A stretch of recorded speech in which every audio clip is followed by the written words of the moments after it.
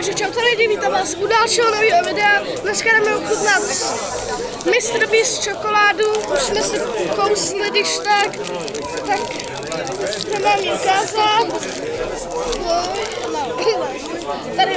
Tady když tak se mnou kámoš Marek. A jdu to ochutnat. Pojď sem.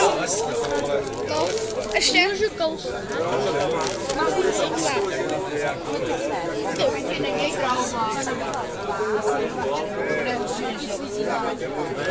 Je dobrá.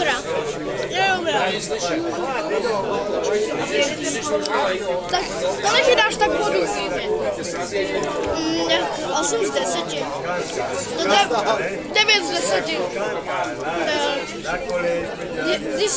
Když chcete koupit nějakou čokoládu a nevíte jakou, tak si kupte tady tu nebo jakoukoliv, protože je dobrá.